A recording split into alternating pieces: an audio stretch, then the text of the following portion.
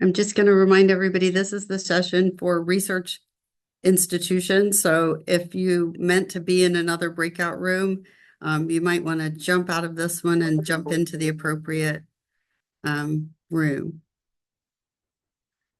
I'm in Texas, so I'm showing 3:10, which is 4:10 Eastern Standard Time. So we'll go ahead and get started. I'm Dana Osherwitz. I'm the Associate Provost of Institutional Planning and Effectiveness at SMU in Dallas. And I'm here with Meg Daly and Ann Jones, who are going to be our panelists today. So Meg and Ann, would you like to take a brief moment to introduce yourselves? I'm Meg Daly at Ohio State University. I'm the Associate Dean of Undergraduate Education. Thank you for being here. Hello, my name is Ann Jones, and I'm the Vice Provost for Undergraduate Education at Arizona State University. Thank you all for being here. Before we get started, and we as panelists are going to share a little bit about what we're doing at our institutions, but I'd just like to ask, and you can raise your real or virtual hands, how many of you are here from institutions that are already what are considered full participation institutions engaged in civic learning and democratic education?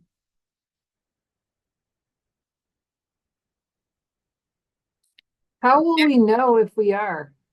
Sorry, this is Cara. The full participation institutions, I hadn't termed that term before today.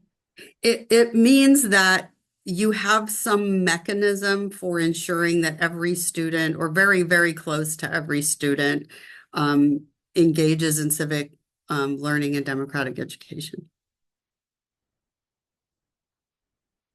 So I see, Ryan, you put your hand up.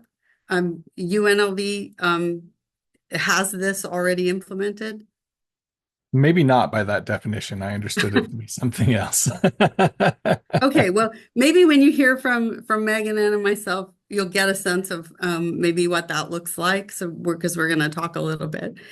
So how many of you are from institutions where you're doing something to advance civic learning and democratic education, but you may not be quite at that level of full participation, maybe seeking to do more even? Okay, very good. I can see where Vippy is. She's at MIT. And Kara, where are you? From Boise State University in Idaho. Excellent, excellent. And how many of you are just curious about this and maybe wanting to learn more? Yeah, me too, always.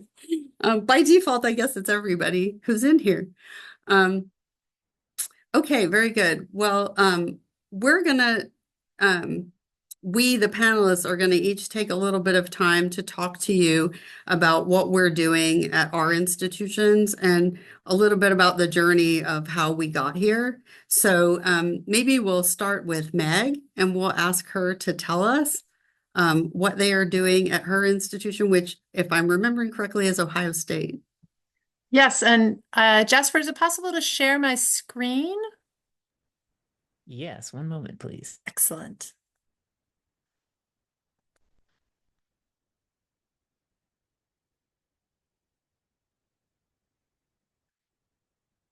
So while I'm waiting to be able to share my screen, I'll just start talking so we stay within the allotted time and leave time for conversation with all of you. Ohio State implements its civic education through our general education program. We revised our general education program starting the late teens and rolling it out in 2022. We switched from a model where each college, undergraduate serving college within the university, had their own general education to a single coordinated model for all students. Okay, we're still not able to share. And one of the motivators for this was, our students our curriculum was quite outdated, didn't reflect the students we had, the faculty we had, having previously been revised in the late 80s and early 90s. And so when we revisited the general education program, we wanted something that was more contemporary and that had more depth. And the place where we decided to put depth was in the idea of citizenship. OSU's motto is education for citizenship. And so this was a really kind of conceptually appealing place for us to anchor our general education across the undergraduate experience at Ohio State.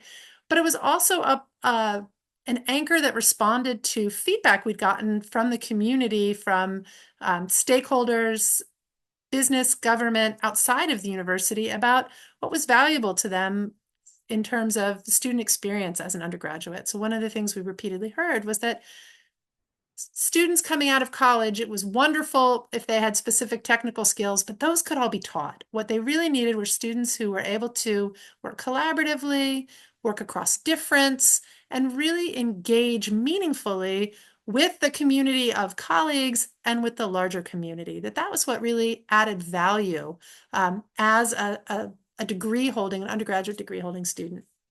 And so we anchored in our gen ed this experience of taking coursework aimed through the expected learning outcomes and goals of that part of the general education to provide students with experience about what it means to be a citizen, what are the obligations and opportunities of citizenship, how does that apply to different communities and different experiences across a person's lifespan. Okay, now I should be able to share my screen.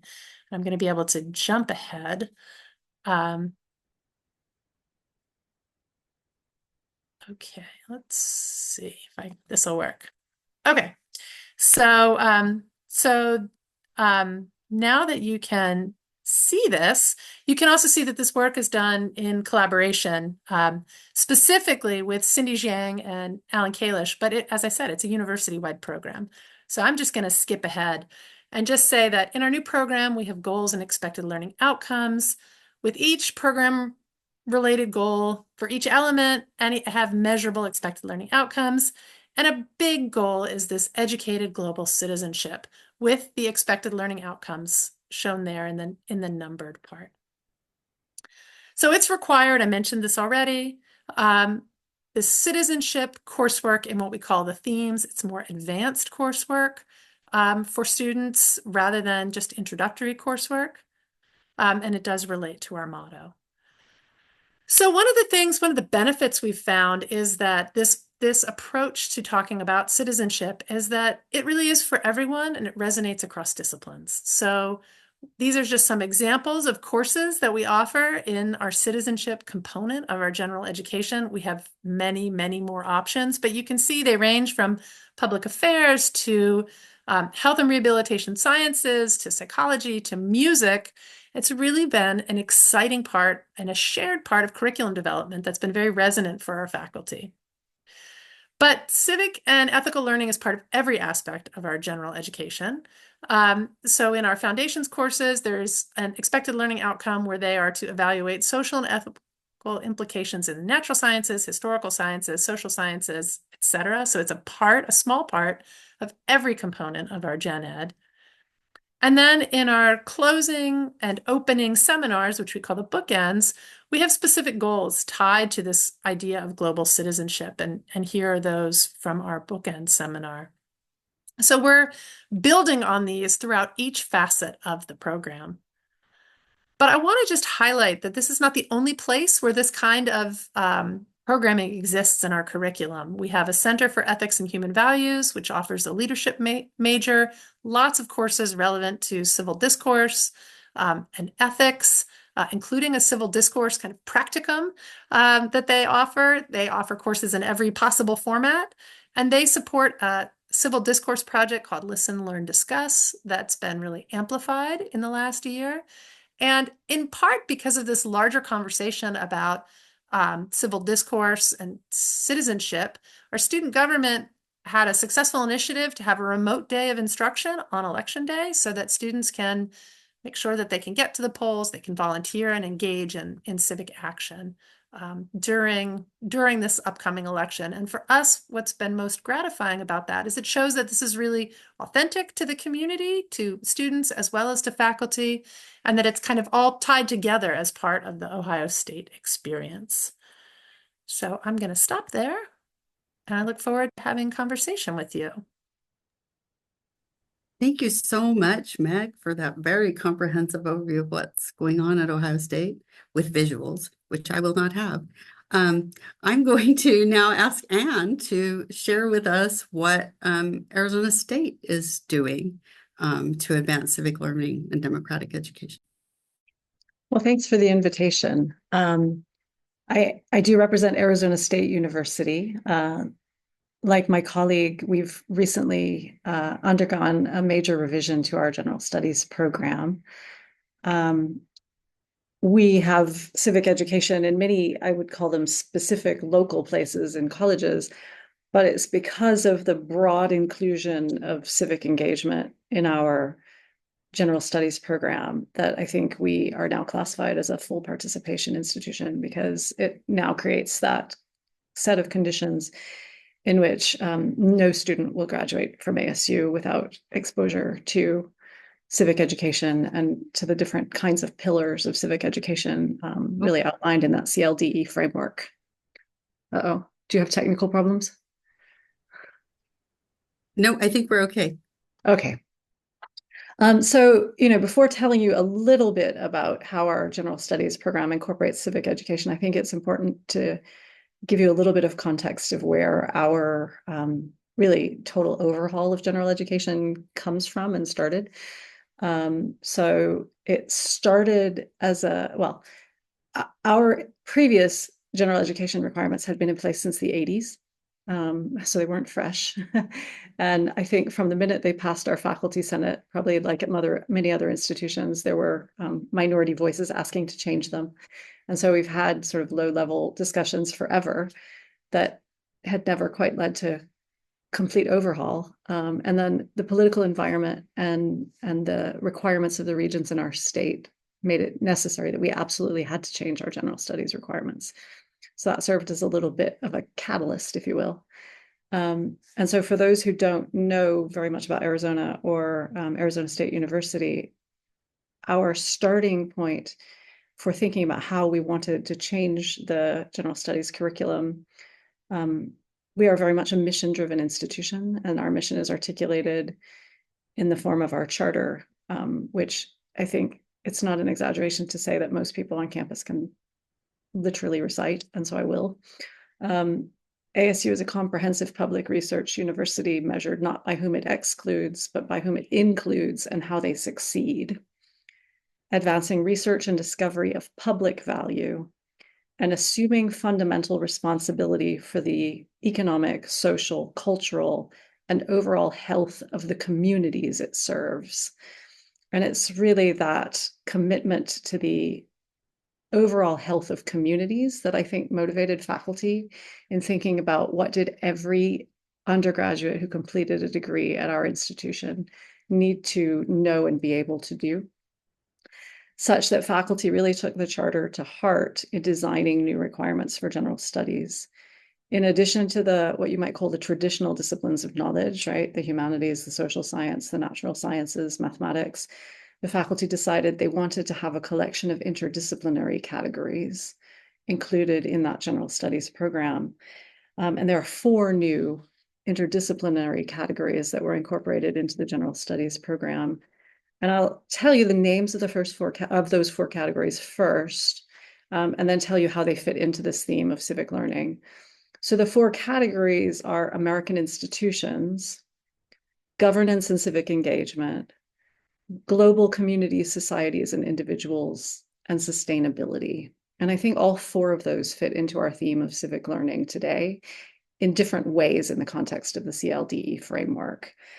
So the American institutions, the governance and civic engagement, and the global communities, societies, and individuals categories were not designed in isolation. They were really designed to work as foils to one another, where the American institutions category is very much focused on what you might call the knowledge components in the CLDE framework of really understanding what are the institutions of government and of America. How do they function? Where do they come from? What are their histories? Why do they exist?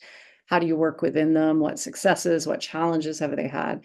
Very much that first pillar that CLDE calls democratic knowledge and levers for change. And without having known that framework, we then also created the second category, governance and civic engagement, that was meant to be complementary to that foundational knowledge and levers for change, but to be thinking about how do people negotiate the common good in practice. And so a category in which students look in historic or contemporary contexts at how questions of common good are addressed in real contexts. And those courses can be both theoretical and practical, so that we actually have articulated learning outcomes for each category. The governance and civic engagement category is the only one with an ANDed or an ORed set of learning outcomes, where courses can be entirely focused on a particular type of problem that might be of value to society. They can also be entirely focused on what we call skill building. So the skills associated with functioning in civic life, so that those can be negotiation, those can be problem solving, those can be public speaking in civic contexts, so that students are then approaching that second pillar of the CLDE framework, the idea of bridge building and problem solving skills. And then the third interdisciplinary category is that global communities, societies, and individuals piece. So having had a knowledge piece in the American institutions context, it was important to faculty that there be an explicit requirement for students to study something outside the US American context. So to explicitly come to terms with what does culture, civic life, other types of political systems look like in entirely non-US American contexts, a foil then to what they're learning about their own civic experience. And then the last category is the sustainability category. This is back to the idea of the health of the communities we serve in a sustainable context. The sustainability category is not a doom and gloom category. It actually was designed in response to both faculty goals, but also a lot of workshops and work together with students, in which students said, we want to develop problem solving skills for future thinking, for problem solving. And so the learning outcomes for the sustainability category, although they are sustainability focused, I think they're important to this civic learning discussion as well, because they are very much about futures thinking. They're about building models and building solutions to specific problems that will occur in community contexts. And so the entire package of those 4 interdisciplinary courses then sets students up with both knowledge and skills for thinking about solving problems in the context of civic life and in the context of the communities they serve. Thank you very much, Anne. That sounds really wonderful. And what is going on at a very large institution, Ohio State, also a very large institution. SMU is a little bit smaller, so I'm going to tell you what we've done at SMU. We implemented, and like Ohio State, we implemented this through a general education revision that was implemented in the fall of 2020. And we have what we call our common curriculum that came out of that revision, which encompasses both general education and what we call graduation requirements. And we have 2 different components that encompass what we consider our civic and democratic education. One is a community engagement requirement, which actually requires hours of place-based community engagement that explicitly serves the community, and it cannot be to the benefit of the student solely. And then we have a civic and individual ethics requirement, which is more course-based, although it does have a co-curricular option. In our general education curriculum, we embedded the kind of bridge building skills. So we have a critical reasoning requirement, a historical context requirement, and a philosophical, religious, and ethical inquiry requirement that we all think help build the skills necessary to engage in the civic and democratic learning.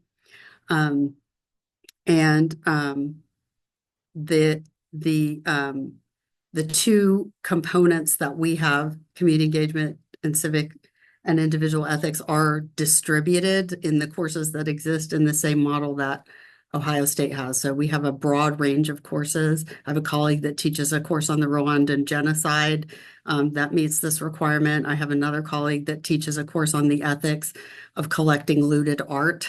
And so broadly, these courses are asking students to think about what is their role in society, in the world, what are their obligations to the people they interact with, what are their obligations to the community, and they all have an ethical framework around them.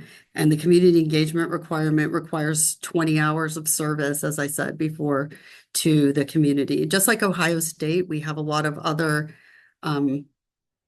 aspects of life on campus that are not specific curricular that support this. We also have an ethics center, our McGuire Ethics Center, that supports this. We, of course, have a presidential library on our campus, the George W. Bush Presidential Library, that does a lot of programming to promote democracy that supports this.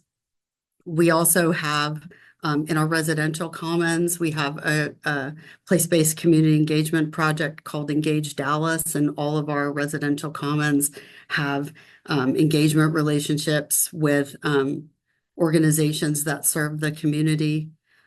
We also have a required component that's not course-based in cultural intelligence that faculty, staff, and students all are required to take, and a free speech, a pretty well-developed free speech framework, and I would say culture that works pretty well.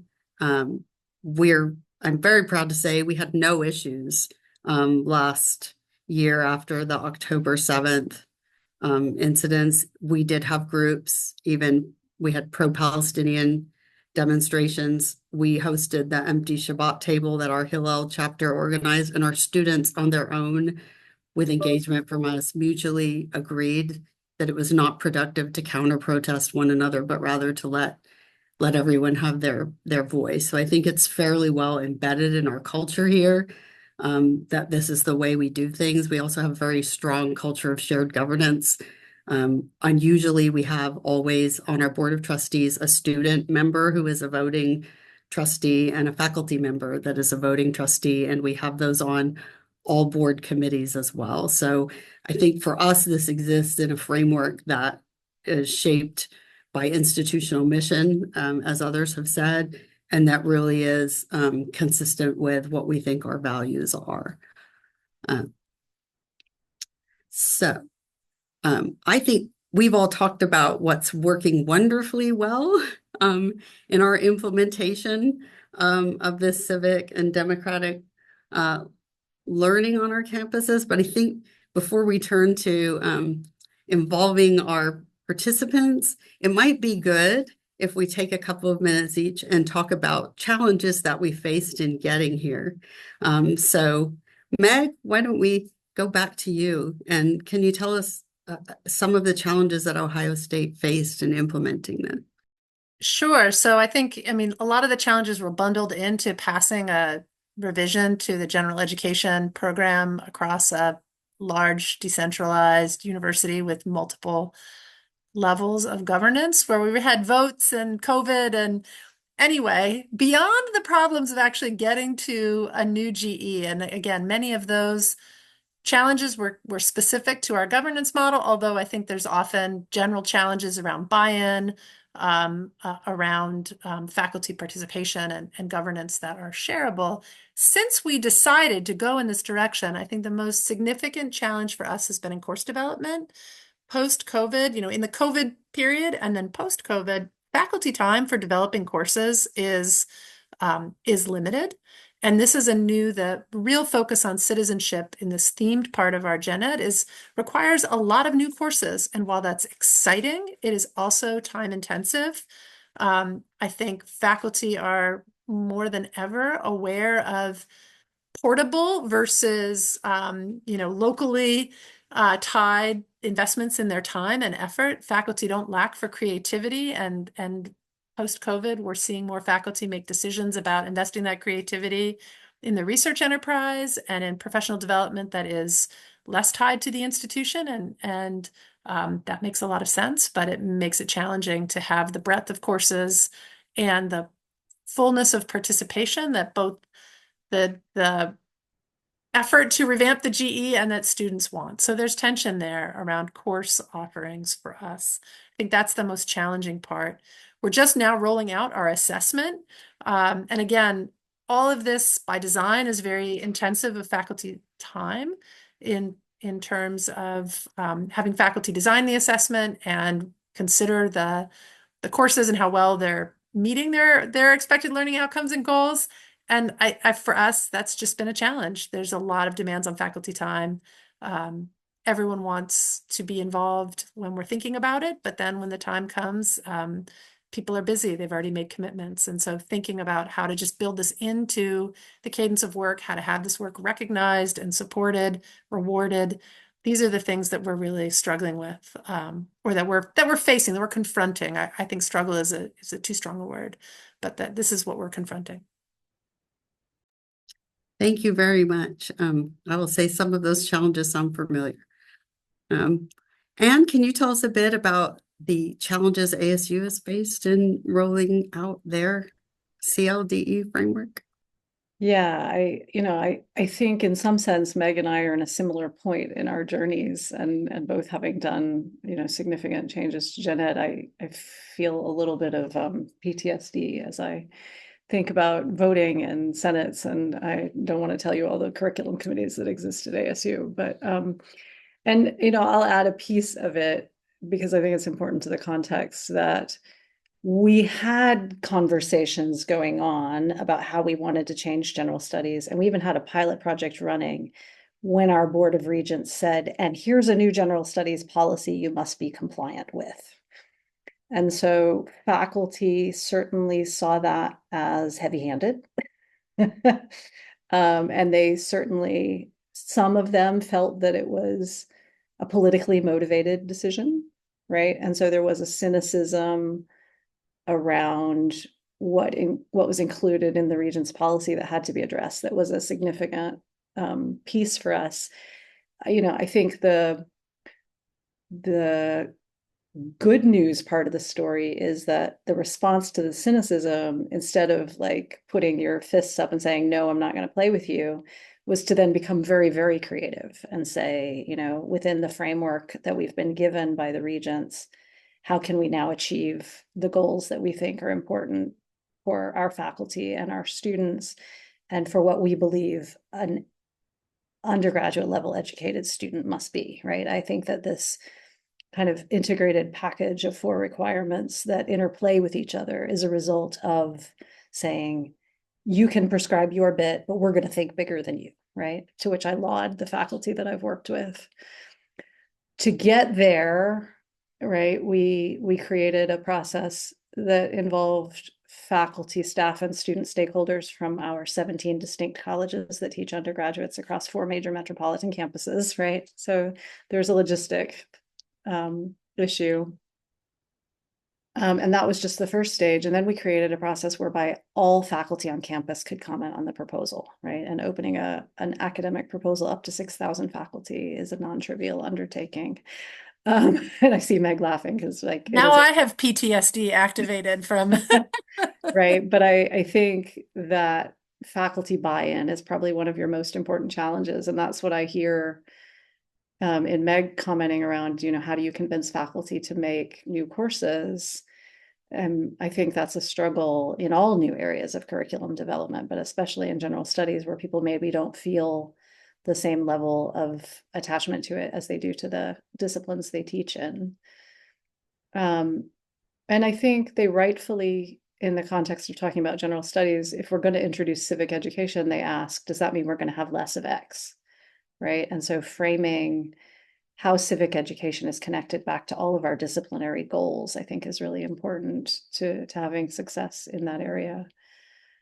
In the context of new course and new curriculum design, we are thinking about this very much the same as we think of other, let's call them leading edge places where we have to do curriculum design, let's say academic integrity, or artificial intelligence, AI.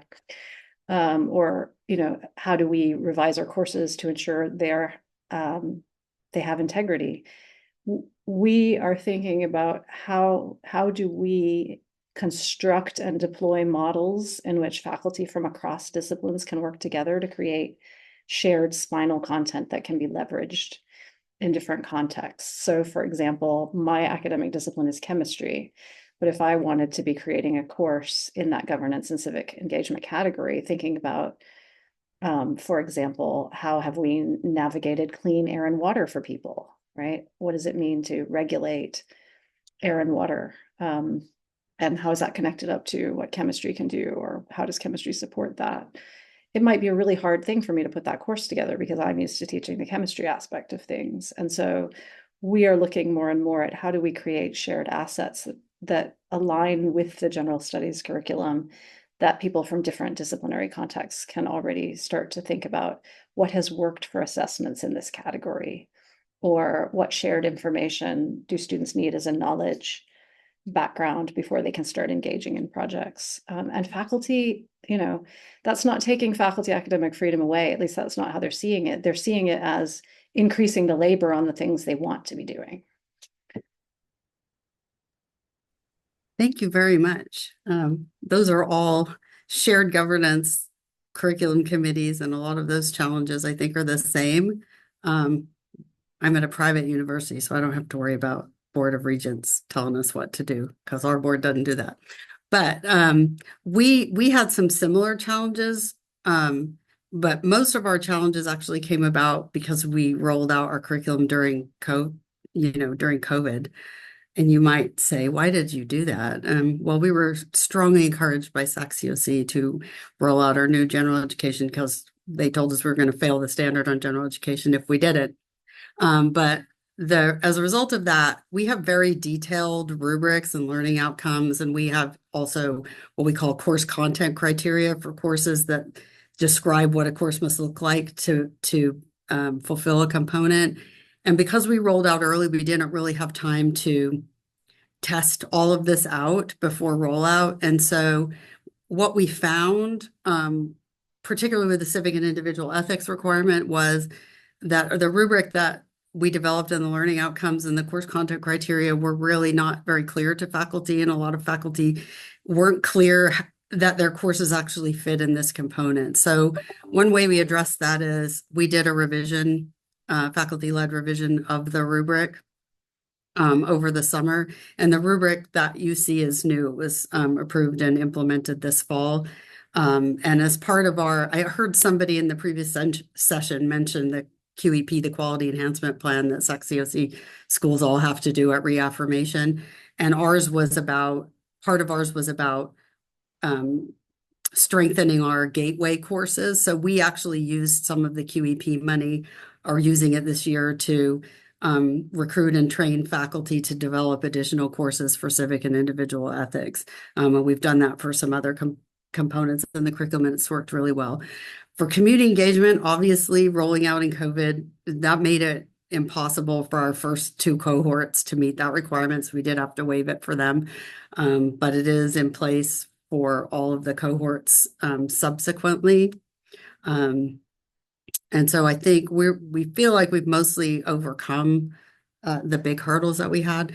We also assess this. We require a structured reflection that is organized around the learning outcome and supporting what we call the supporting skills for each component. And even students that do co-curricular fulfillment must submit the required reflection. We have a pretty robust system of juried assessment that we use for all of our common curriculum components, and we'll be assessing civic and individual ethics this summer. We don't assess every component every year because we're on the model that the goal is to seek improvement. So you need some time for each component to evaluate what you're doing and identify interventions and put them in place. But we'll know how our students are doing on this after this summer.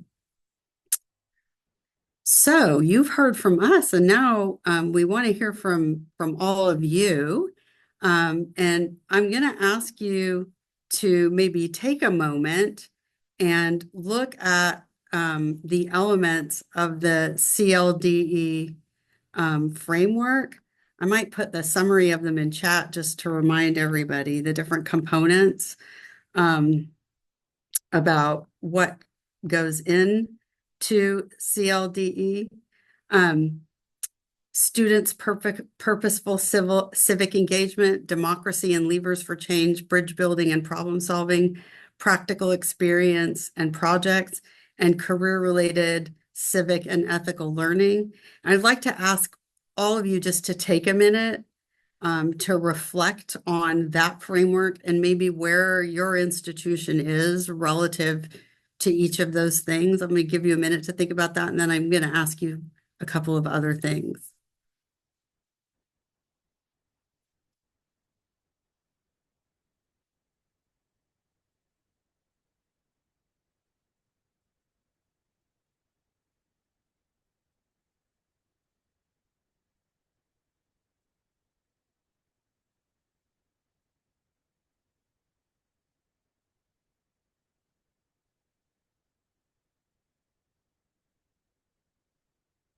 So hopefully you've had a little time to think about it. So I just want to know if anybody would share with us, if you could wave a wand on your campus, the famous magic wand, and make CLD suddenly be fully in place on your campus, what would that look like for you? Does anybody want to share that?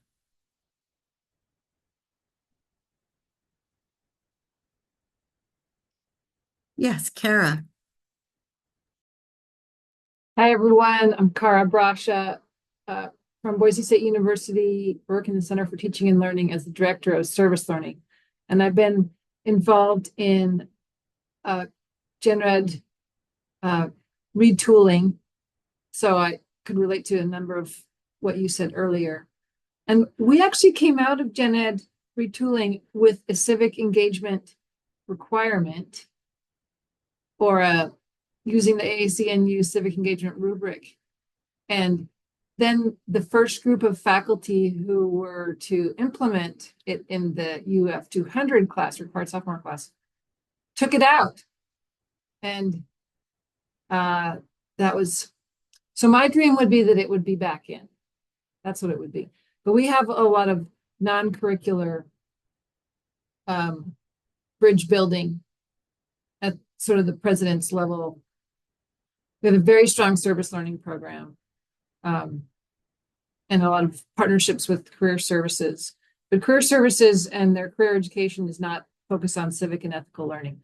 We do have something we call the goal of being career and community ready. So that's the magic statement. We have a lot of challenges with political environment for things like community engagement, civic engagement. Thank you. Thank you very much. That sounds wonderful. And it's a little bit disheartening that you had that there ready to go and then your faculty walked it back. So I hope you get it back. Would anyone else like to share? Oh, Rebecca. Yes, go ahead. If I could wave a magic wand, I would actually eliminate majors and then recreate the entire curriculum. Still include disciplinary thinking as a part of the learning, but I would really get rid of majors. And I think you would be able to achieve a really beautiful implementation of all these wonderful, components of the CLDE framework. So I know it'll never happen. Certainly not in my lifetime.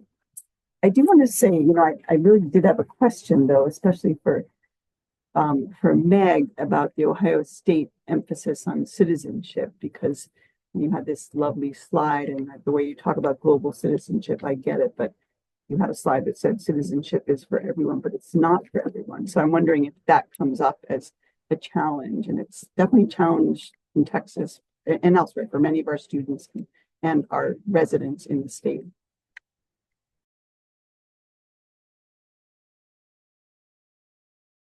Sorry, too many buttons there. That's a great point. Our framing is about global citizenship. And so we are all members of the global community, but one of the, and it is for everyone in a disciplinary sense, because, especially as Anne noted, there are government impacts into most scientists. I'm also have a science background. We are all publicly funded for most of our research through our institutions, as well as through the National Science Foundation and NIH and other places. And so, and many students are completely ignorant of that connection between paying taxes and funding research. And so we really try to acknowledge the many ways where concepts of citizenship interact with people's lives. And there are courses that unpack the exclusive aspects of citizenship, as well as the responsibilities of citizenship. One of the courses I highlighted briefly on that slide was a course, I think it was on an earlier version of the slide, if not on that one. We have a great course taught through our School of Education on citizenship, because most people, their interaction with the government comes through attending schools, and whether they're public schools or even private schools, where the curriculum is regulated, including at Ohio State, to some extent by governments. These are really important ways for us to make clear to everyone how their civic relationships impact what's happening to them. Whether or not they have the right to push back and to engage in a formal way with particular structures is not a right that is uniformly held. People belong to different communities, and that grants them different responsibilities and opportunities. So we engage with that in many different ways. This idea, we have the second part of our citizenship theme, the words that often get unsaid, but that are in the goals and learning outcomes, is citizenship for a just and diverse world, or a diverse and just world. I can never remember the order there. And courses have to address both of those issues of citizenship, diversity, and justice, or all three of those ideas. And so in that, I think we almost always have some acknowledgement about what it means to be a citizen and what it means to be a not citizen, and how that impacts people's experience. But it's complicated. It's complicated now. I can imagine it's more complicated, as you say, in Texas than it is even in Ohio.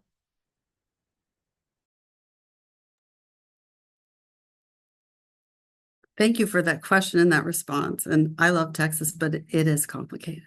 I think we can agree about that. Karen, you had your hand up. I'm Karen McTime-Musel, and I was at AACNU for 30 years. So, and when I was there, we did Crucible Moment in 2012. And I wanted to say one thing. The first thing I want to say is how impressed I am with the three of your institutions and the scale at which you're doing it. You're not just doing it, no offense to smaller institutions, for an institution of 1,200 or 4,000 or 6,000, but Ohio State, last I heard, was 50. I have no idea what it is now. So I'm really impressed with what you've done. I want to say two things. If I wanted to pick up on Rebecca's, and also on the question of how to get faculty buy-in and how to get interdisciplinary work going on. One of the insights of Crucible was that most of the exciting, pedagogically innovative, community engaged work was in Gen Ed, and that the unexplored, untilled areas were in the major.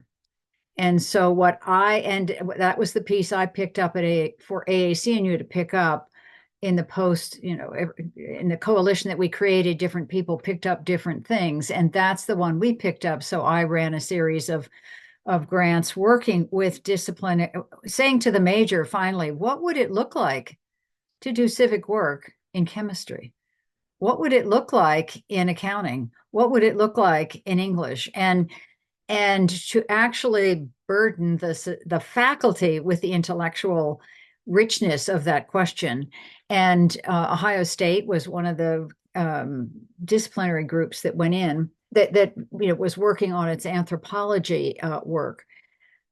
I guess I wanted to say, the one thing I wanted to say was how exciting that work was, how intellectually rich, and how that's a piece of the pervasiveness, because if they have it pervasively in the first 2 years and not at all in the second, then we've kind of created this cliff or this road that doesn't cross the bridge. And because people and faculty got really excited about thinking about this question. And some of those faculty in those departments have their first department course in gen ed, you know, so at Illinois State, they had communications required as part of the gen ed. So they were always seeing them as interconnected, which was a fault in my first conception, thinking there's gen ed and there's the major.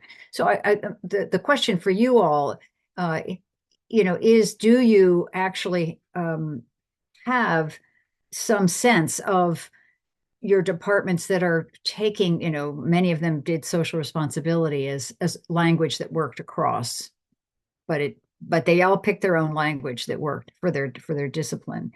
Are you seeing some of that happening? And do you think that, I mean, I would think that a civic rich gen ed like the three of you have created would start feeding both the faculty that teach in the gen ed and the students who've had it and want to do more of it within their major. And I just wanted to put a parentheses to say to Meg how I love the language of a diverse and just world. And that's, you know, I've had this conversation with Carol. What I think is the weakest of the gen ed, none of those words are there at all. And I feel like that is a step backward from where we were with LEAP and where we were with so much of our other work. So I'm very glad that some of you are just moving ahead, knowing that that's ultimately a piece of what democracy has to be, civic has to be, and our responsibility to each other has to be. So, but let me ask you that. This is a dangerous response for me to have given the 2-minute warning, but that piece was so resonant for our faculty and students. When we had listening sessions, more than 1,000 people came.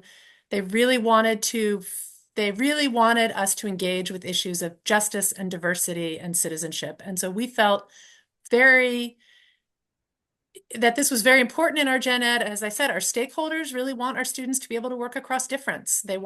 People have to be able to share an office, you know, share a profession, problem solve with people who have different ideas. And so this was really an important piece of our curriculum, even as it has become a more difficult idea to sell in the context of criticism of higher education. We feel very comfortable that this reflects the values of the institution. It's, you know, in a very fundamental way and in a very open-ended way. That's not tilting the scales in one direction or the other, but allowing people to come to this space and engage.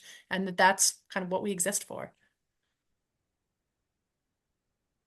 Thank you for that answer. And I just briefly put in the chat, our requirements are not in general education. They are in our what we call our graduation requirements, and they are distributed across our majors. I mean, students can take them in some other courses, but I will say if you construe the civic and ethics kind of framework broadly, it works. And the CLDE framework does have professional ethics as part of it. So you know, ABET has an ethics requirement. Your business majors will have that because that's part of, I think, AACSB requirements. So they actually, in some ways, were easier. We just had to align with what they were already doing. And we've been promoting and encouraging and in some sense, training and paying faculty and encouraging them to put this in all majors. That is exactly what we're doing. Well, we have only a couple of minutes left and we have a to-do, and I have to ask all of you to put this in the chat because they're going to capture this and use it later.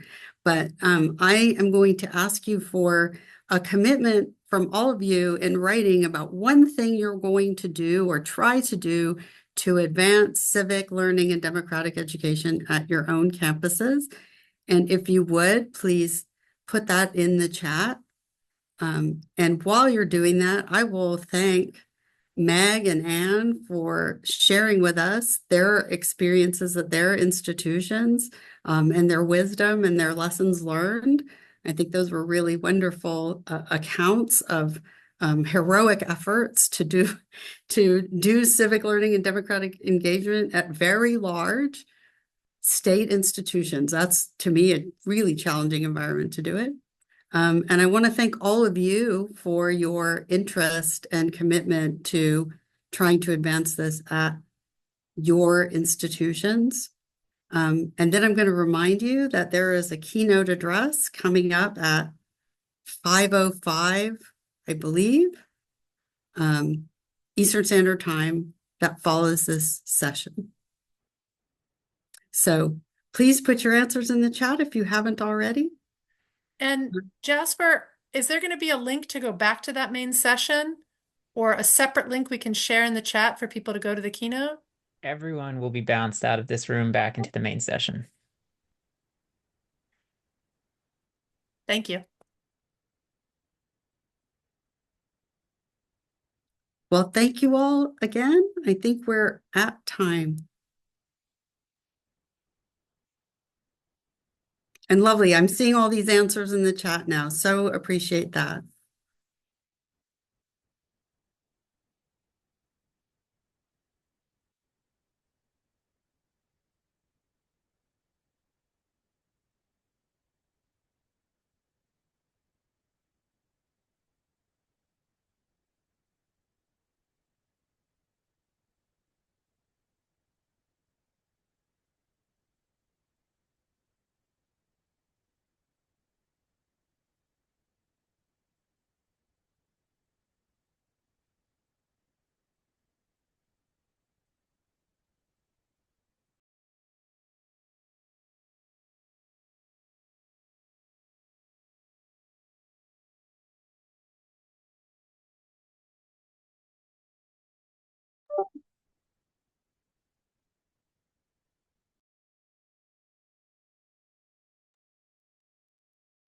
We'll just, I suppose, wait for them to move everyone back into the main room.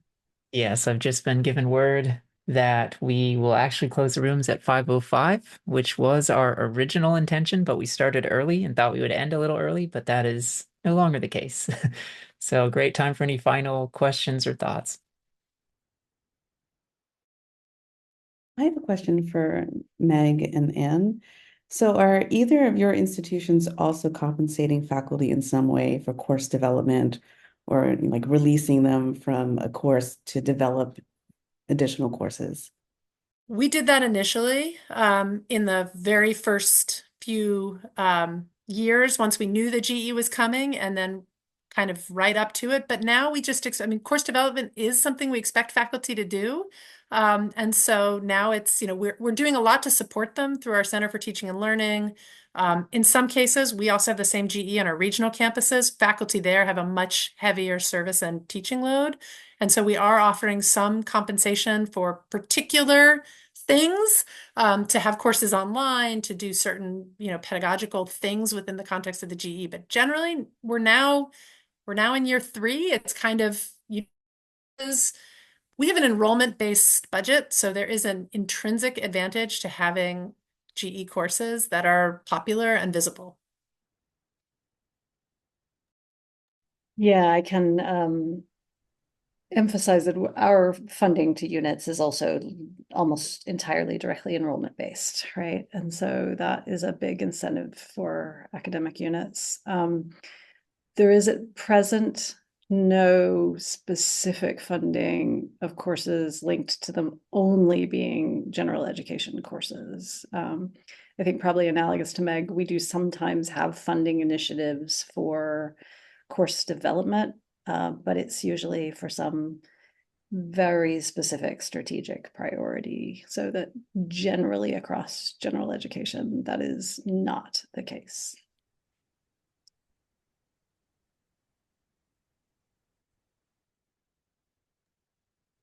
So I think what I heard in some of your answers was that there's also really an incentive based on the ways in which your tuition is really funding the courses and then ultimately the operations of your campuses. I would say that's probably not the situation at my institute.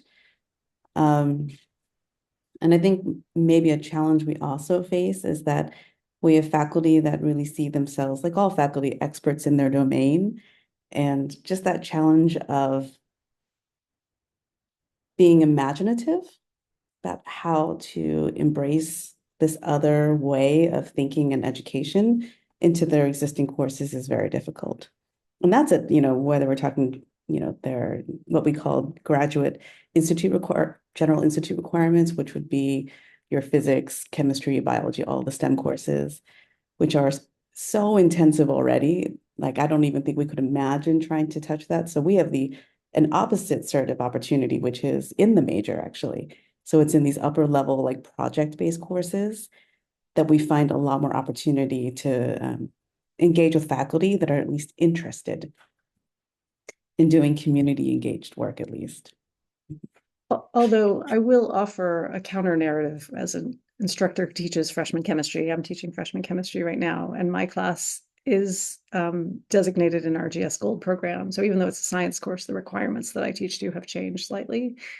And I actually find it inspiring to think about how chemistry applies across students' lives. And even in the context of this idea of shared assets, we're making deliberate efforts to create communities of practice around the specific general education requirements so that people like me can go to other physical scientists, for example, and say, how are you thinking about incorporating the skills of analyzing data into your classes in ways that maybe chemists have not been so great at since the 60s, right? Those kind of specific questions to our discipline that are also overlapping with general studies, I actually think are really inspiring for us as scientists.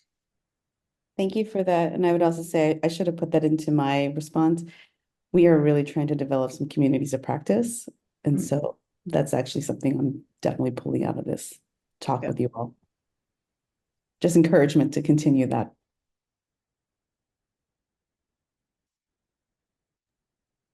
Well, great discussion and great questions, everyone. And for real, this is the end of the session, but thank you all for, again, for joining and for taking this seriously and working to advance it.